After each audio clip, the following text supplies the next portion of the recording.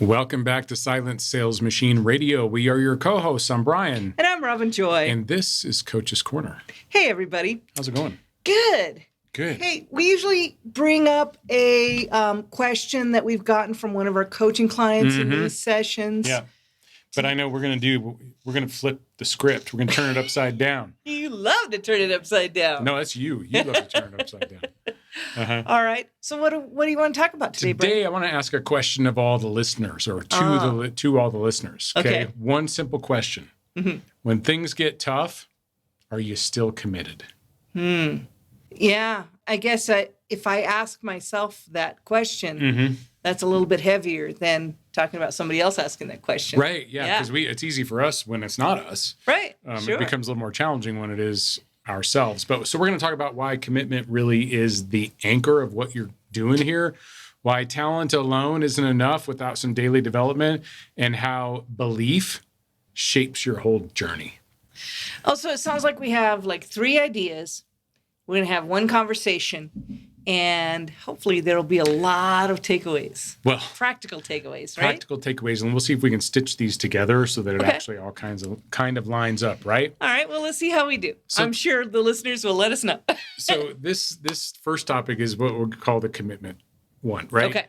I know that clients often feel frustrated, but they remain committed. And you said something to me yesterday that kind of illustrates that point, which was? Well, I have clients come to me all the time, and they have a kind of a complaint. They're frustrated. They're like, oh, this is not working. And they often will stop and say, now, look, Robin, it's not that I'm quitting. I'm not quitting. I'm just frustrated right now, and that's why I'm coming to you. Need a little vent session? Yeah, and that's okay. That's what I'm here for. Yeah. That's what we do. And hopefully, in most of those times, they feel better because they did call their coach, whether it was me or anybody else. But yeah, we know that a lot of you are committed, but that doesn't mean it's not rough. Yeah. I mean, you make the commitment. It's sort of like you come to a fork in the road and you choose to go right, right? You have committed. You decided that's what you were going to do. You don't get 5 miles down the road and decide, well, yeah, this isn't really working out. Even though you know that path goes to where you're going, you don't just turn around and like backtrack and then go back to where you were. Right. Not unless you have a really good reason. I mean, yeah. Yeah. Maybe if you found a dragon breathing fire that was unexpected, you decide that you need to go back and go the other way. That happens. Well, sure. Okay. Yeah. I mean, fire breathing dragons being as common as they are, that happens. I know what you're talking about. Well, you don't see them all the time? All right.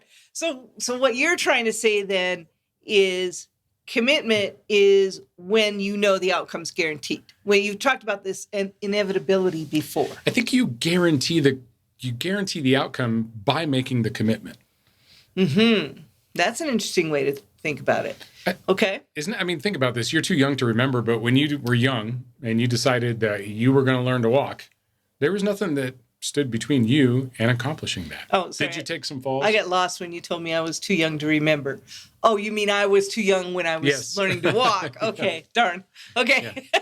Too young to remember. Yeah. I guess you hear what you want to hear. Yeah. I mean, you're not too young. You're old enough to remember a lot, right? Okay. You don't need to keep going there. Thank you. Okay. Anyway, I was too young to remember when I learned to walk. Where were you going with that? That you were committed. You're like, okay, I'm going to figure this out. I remember feeling the same way about getting my driver's license. Well, yeah. I'm like, oh, well, there's nothing that's going to stand between me and this. I'm going to figure it out. Talk about keeping the main thing.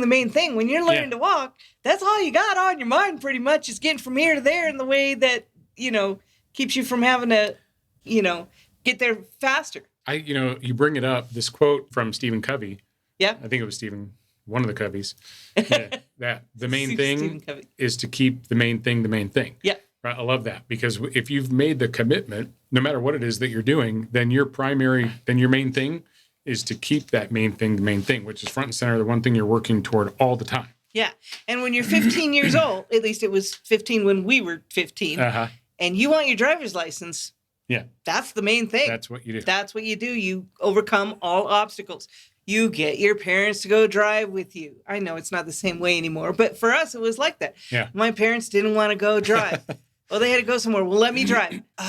Fine. But they knew it was more effort for them, and they weren't getting a whole lot out of it. Right. Well, Not yet. Not but yet. Eventually, we were going to be free, and they were going to have to stop Our driving parents around. did have that thing where they wouldn't have to run us around, and our parents didn't run us around nearly like they do today. So Right. Today, kids are like not getting their license, and parents are shuttling them around even when they're almost adults or it's when a they're different virtually paradigm, adults. different things going on, and it takes a lot different things to get your And license. there's so many more things happening today too, whether it's, club yeah. sports, school sports, Absolutely. park and rec, theater, this, that, the other thing that's going on. There's always something going on year round. Mm-hmm. Back when I was in school, all right, I'm going to stop with that. Back when I was, I just heard myself. You just heard yourself or your father. Yeah. Anyway, this commitment though, to me means you have decided, you committed, and you already know what the outcome is going to be. So only if you remain committed, then the only part that is really interesting when you come up against these challenges are the timing and the path that about, how this is going to unfold for you. Well, I think that's true. I mean, when you're at a trailhead, there are usually several paths you can take. Sure. But depends on which kind of trailhead you're going up, but yeah. Well, they're usually, aren't they not usually? Well, I mean, when you're going to the top of a 14er, there's one track. Oh, right? yeah, You know what I yeah. mean? Yeah. I'm talking about just like a hiking trail. There's yeah. a hill, and there are like three ways you can go: the sure. hard way, the straight up way. The easy way or the hard way. Yeah. But once you decide which way you're going, this is what you're talking about when you take the right fork in the road. Yeah. You've decided, then you pretty much you go there and on that path until you get there. But any one you pick, you know where you're going. That's right. Yeah. Right? Yeah.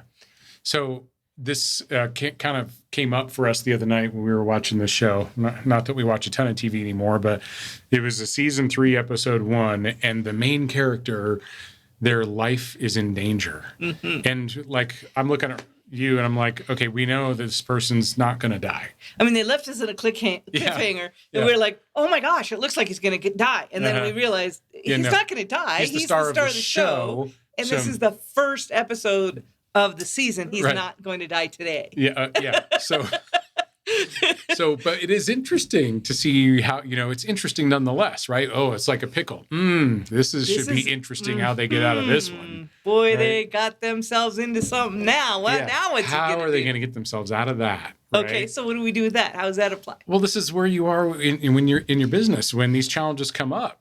Like, put yourself in the observer mode here and say, this is a challenge I did not expect, but I already know what the outcome is going to be. So how am I going to get out of this? Or how am I going to overcome this? Or how am I going to whatever? Yeah. To make sure that, not to make sure, because the outcome is guaranteed. Happen. Yeah. But how are you going to get there? Then you become curious as to what options you have. And this is what you mean when you say things like, how do we turn this energy around into positive energy? Yeah. Let's make it curiosity instead of frustration. Right. That's what you mean by that, right? Right. So think of it as more of a plot twist instead of a dead end or a failure, right? Yeah. Like, this should be interesting. And this is the hardest part, I got to be honest, at least for myself, where I'm like, it's hard to see myself not living in myself. You know what I mean? Right. So to take a step back and really say, okay, yes, I'm feeling this way. This is a legitimate feeling, but, and it's interesting. Yeah. But it's not ruling my life. True. Right? Yeah. And so sometimes that's key. Just take a step back, take a deep breath, go do something else for a minute. Go take a walk, get away from it for a minute, realize this one thing that's in your face is not the only thing, even in your business. It's not the only thing. And if you just step away for a minute, you can face it again. And that's why when we are coaching people, we are so confident.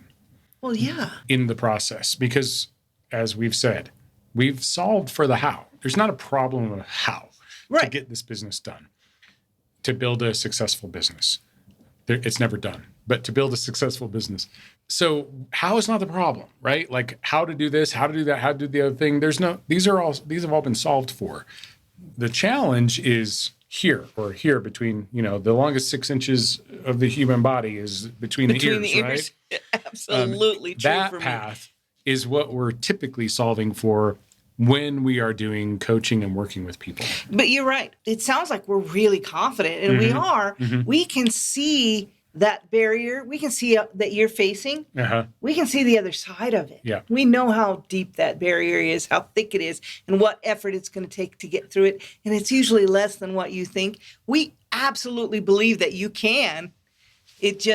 We also know that it looks like insurmountable to you. But that's why you have a coach. So we can help you be confident that you can get through it and give you some ideas of how to cope. It reminds me of the hero's journey, right? Yeah. The hero's journey has been like a story, how you tell a story. Time and again, right? Yeah, how a story is told. And really, when you find yourself in that position, treat yourself in that position as this is one episode in the series. You know how it ends. You know you make it through. Yes. Right? And this particular series is based on a true story. So we kind of know what happened in history. Think about it. Like, when have you ever not survived? If you're listening to this, you've survived so far. God, the universe, the Holy Spirit, whatever it is, has your back. Yeah. Right? And has always taken care of you every step of the way. And so that's exactly what's going to happen here too. Yeah. Right? Yeah. Which then gets into belief, which we'll get into in a minute. But anyway. Well, I think that commitment is the commitment in and of itself is not enough. Just like talent in and of itself is not enough. Oh, we're going to talk about talent. Well, it does tie straight into talent, actually, because commitment without development is not going to take you very far, right? I'm committed, but I'm not doing any work. Yeah. How far is that going to get you? Yeah. Right? Yeah. You actually have to take some action. I'm committed to taking action someday. Someday. Yeah. One of these days. Right. Okay. So we read a book several years ago, and I'm pretty sure the title was something like Talent is Overrated. Talent is Overrated. I can't remember who wrote it, but yeah, sorry. It was interesting because he basically said there are a lot of people who have talent. Only a few of them we know of because they did something with their talent, right? Yeah. So Michael Phelps is an example. Oh, yeah. Right? And we just had this conversation the other day. Thousands of people on Earth have the same build, the same, structure and growth spurts and body types. And thousands of people have that know how to swim. Yeah, that's right. But probably how many, millions. But how many of those people who have that talent and can swim well made it to the Olympics and won a gold medal? Won gold medals. Yeah. It's not just because he's got a 6'4" frame with 32-inch inseam. He's not the only one who has that. I know. I've been next to a lot of them and it hurts my neck. But well, it's not just 6'4". In this case, his arms are also put it into perspective. His inseam. Okay, let's put it this way. He's like 9-10 inches taller than me, but his inseam's only 3 inches taller than me. So his legs are not very long given how big his body is. So this long torso then is what helps him sort of stay on top of the water and swim. So you're not helping my point. Oh, sorry. Well, but anyway, it doesn't matter. All that doesn't matter if he weren't in there practicing twice a day for decades, basically, right? Right. Yeah. Every day. He didn't. Because there are a lot of people who look like that. He didn't do a lot of the things that his friends were doing. Especially when he was a teenager and got old enough to come out and play? Yeah. Because he was committed. And he had a lot of support from his family. Yeah. And, you got to give them a lot of credit too. But he put in the reps, man. He put in the reps and he succeeded because of the reps, not because he had talent. That's exactly what I'm trying to say. Yeah. Yeah. In just as maybe more words than many people have talent. A lot of people. We all have Tiger talent. Tiger Woods. Many people are really good golfers. Oh yeah. From the time they were children. Absolutely. Yeah. Few are Tiger Woods. That's right. There are others who rival Tiger Woods, and I won't take anything away from them. Just most people would know that name. And not because he had the talent alone, but because he took that talent and developed it. So let's name drop some other people. All right. Michael Jordan. Oh, yeah. Muhammad Ali. Yeah. Tom Brady. Yeah. Of course, these are the goats. Okay, you got to say John Elway. Come on. I know, and John Elway. Come on. You can't say Tom Brady and not say John Elway. I mean, we can't. We can't. Yeah. The point, though, Other is people that can. We can't. they all have talent. None of them would have gotten where they are without the development. And the systems. And the systems, yeah. They had to be in a system that allowed them to develop. Okay, this is what brought up our conversation about me playing the piano when I was a little girl. Mm-hmm. I wanted to play the piano. So my next door neighbor, bless her heart, she was a retired teacher, and she gave me piano lessons for $1 Mm-hmm. and a piano lesson every week for an hour for $1. Wow. And she gave me a Clark bar, candy bar, Mm-hmm. when I left. Mm-hmm. Like, this was a deal. This was a great deal. Yeah. Right? For you. Yeah. I mean, I didn't really understand it at the time, but my parents couldn't afford piano lessons for me. Yeah. We had a piano. My mom played the piano, and I wanted to play the piano. And anyway, so Mrs. Kimberlin, bless her heart, I have fond memories of Mrs. Kimberlin. She was also our next door neighbor. She taught me to play the scales. Mm-hmm. Always play the scales before you practice. Always play the scales after you practice, right? And then she taught me when you have a piece that you're working on for, recital or whatever, then you practice the hardest part of that piece, play the scale, practice the hardest part of that piece, play the whole piece, then practice the hardest part of that piece again, and then play the scales again. And that was my system of how to become a pianist, right? Mm-hmm. So what I'm talking about is the fact that when you go to a coach who can help you develop your talent, then they can help you develop the system that gets you there. You have to have systems. You have to have things that you do incrementally over and over and over in order to make progress. But you also have to keep those systems going, or the progress will erode. Right? Yes. I think that all the people we were name dropping, Yeah. what did they all have? Talent, systems, and coaches. And a coach. Right? Every single one of them had a coach. Yeah. At least one. At least probably one, a coaching right? team. Yeah. That's right. And they've got the mindset, the physical, the race, the swing, the head coach. I mean, there's just coaches that are helping them with systems and development. That's the things. Those are the two things you need. That's not unlike the Jim Cockrum coaching program, where you pretty much get a team of coaches that you work with, two of which are specifically assigned to you and others available to you as needed. So, it's a coaching team. So systems and coaching helps you turn your natural ability, and everyone has natural ability. Okay. I have not met one person who came into coaching yet who didn't have some unique skill. Yes. Or rare skill anyway. Yes. That they were able to leverage in the business. Sometimes it takes us a little while to figure out what that is. True. But we do. Unless they already know what it is. Every single time. Yeah, sometimes. Right? Often they do. So you got to turn that into consistent results. Right. I mean, the thought that came to me while you were talking about that unique ability is that there are many things that I can't do because I'm not, 6'4". Mm-hmm. Many things that I can't do. Like reach the top shelf in the cabinets. But there are many things. See the top of the refrigerator. Yeah. True. I have to be careful about that when my friends come over because they can see the top, and I got to make sure it's clean. Yeah.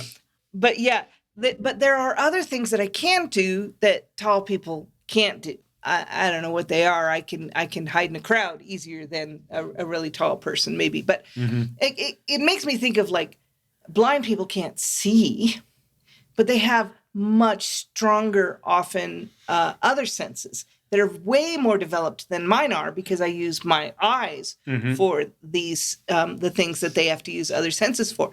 People who can't walk, they have developed other things that they can do because we've never had to develop that, and they have development. So everybody has their own unique things. And I think a lot of times people come to me and they tell me, here's my history and here's what I know about. And I don't know how many times I say, we're going to use that to your advantage. Let's double down on that and add some more of this stuff to it as well, because you've already got that. Some of the people I was thinking of while you were talking, I mean, I was listening. He always says, yeah. Like Pete Sampras, Mm-hmm. right? The four tenors. Mm-hmm. There's a lot of people who have the talent, right? Three tenors. Three tenors? Three tenors? Okay. Uh-oh.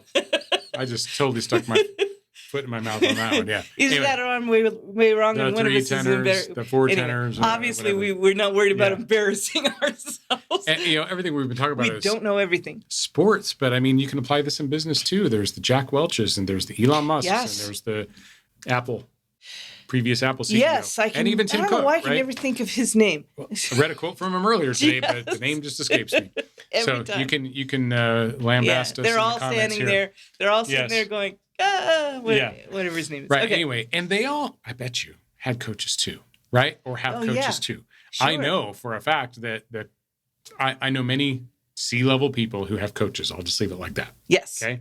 Yes. So, and it's not a pitch to get a coach. It's just like helping you put this in perspective, right?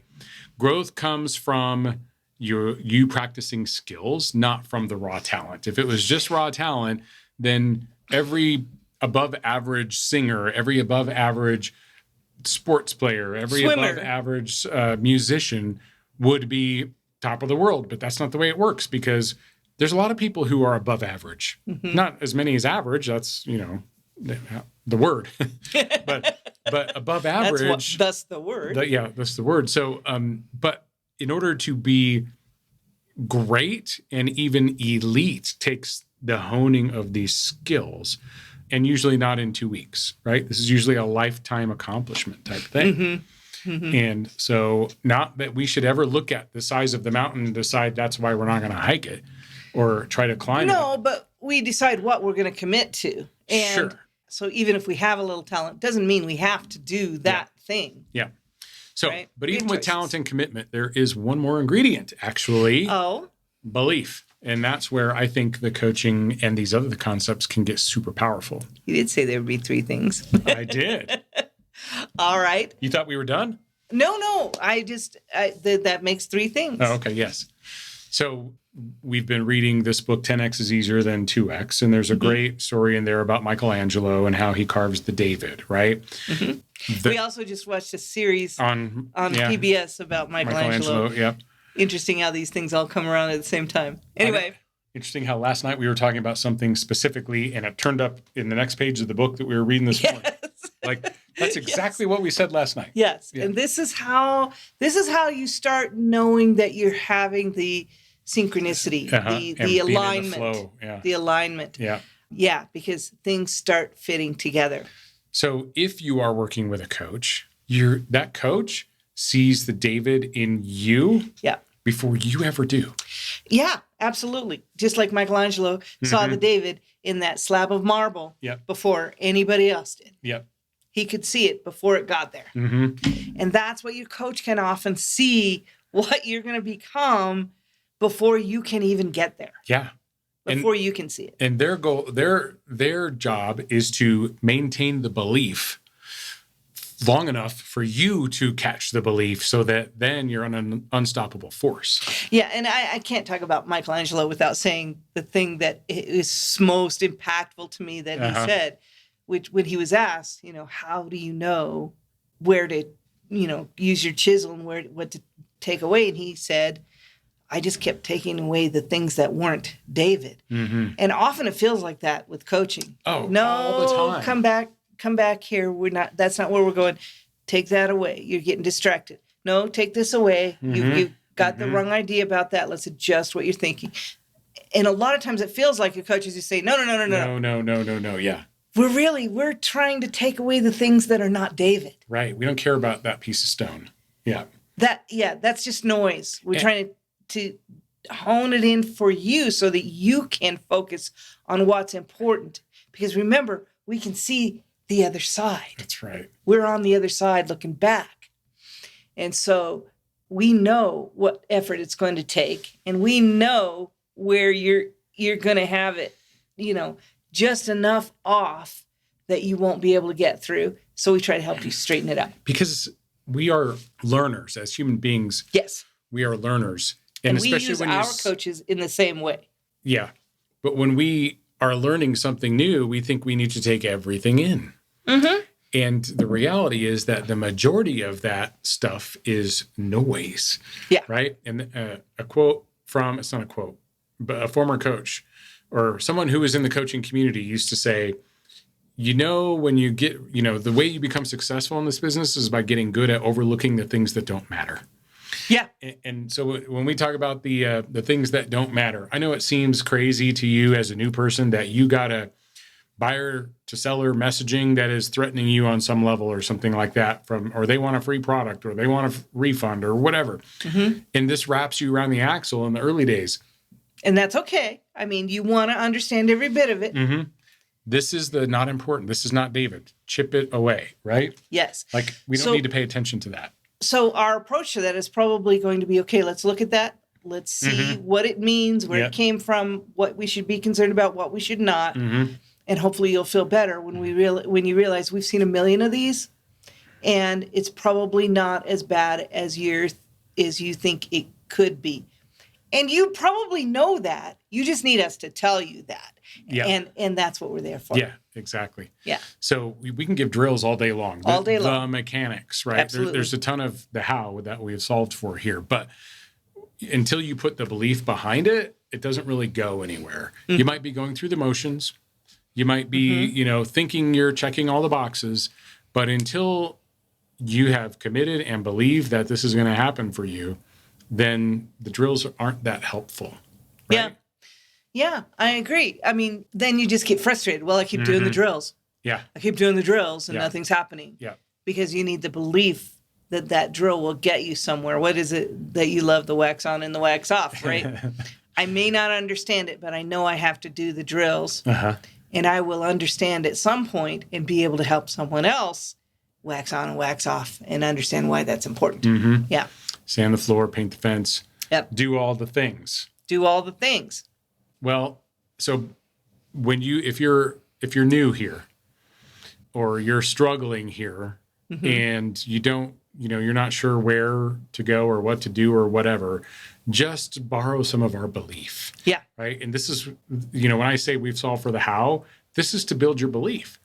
Because we have solved for the how. We, as a community, as the contributors to the Proven Amazon course, we as the coaching leadership team, we as the leadership team, we've solved for the how. So you don't have to worry about that you're not going to learn how, because you're going to learn about 1,000 hows. Right. To 1,000 different degrees. Right. That part's out there. Yeah. You don't have to worry about that. What you need is to add the belief. That's the secret ingredient here. You can do the how.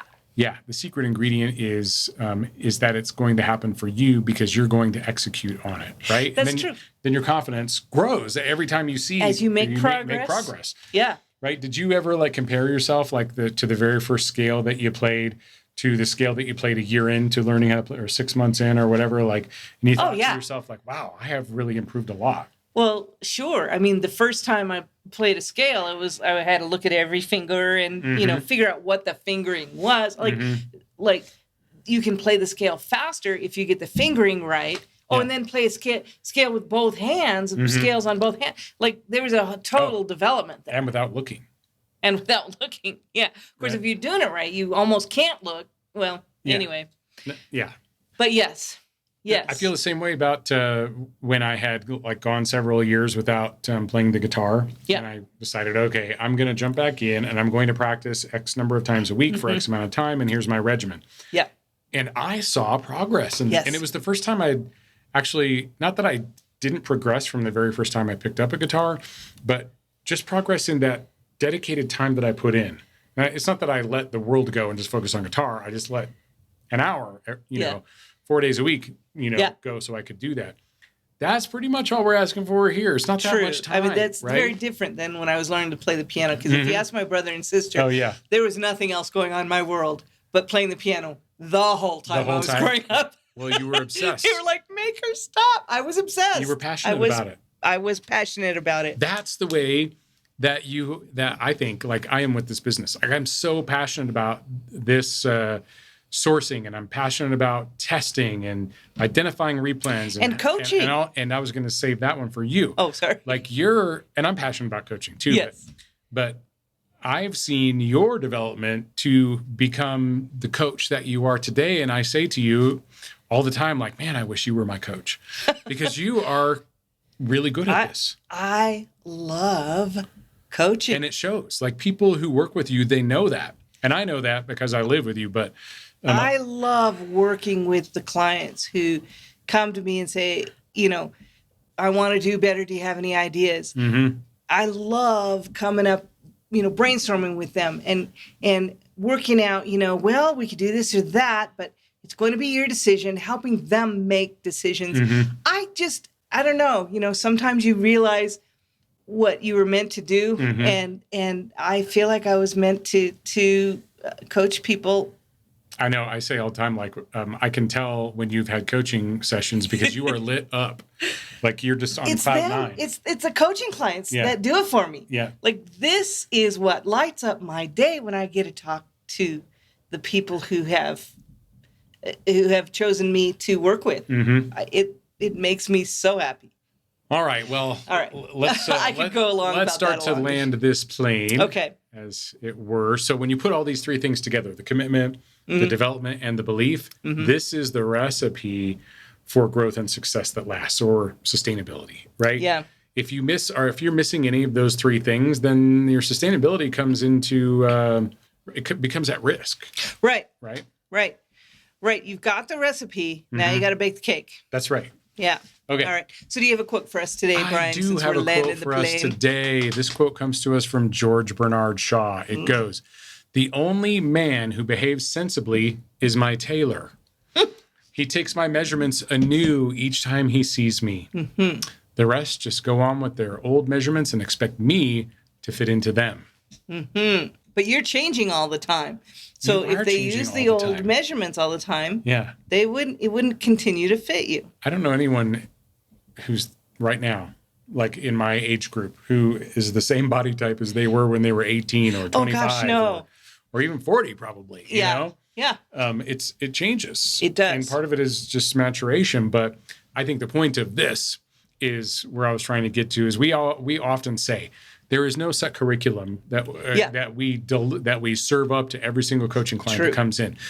There's a set of competencies, and I know not everyone loves the word competency, but there's a set of things that we like to help you become milestones, proficient at, so that you can find success, right? So that you will be successful.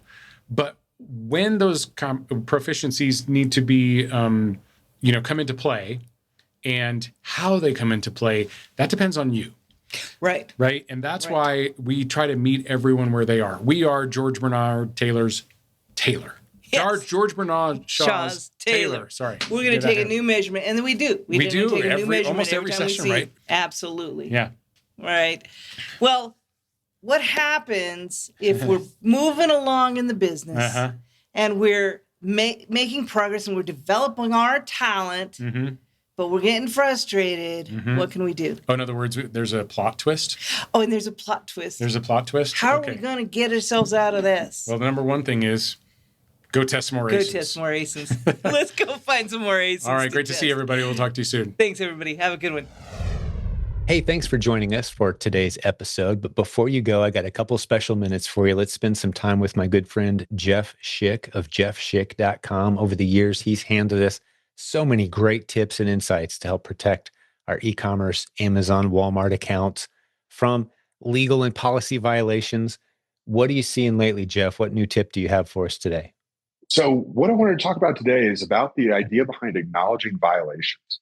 So one of my clients had a conversation with me last week, and they mentioned that they had a perfect account health score.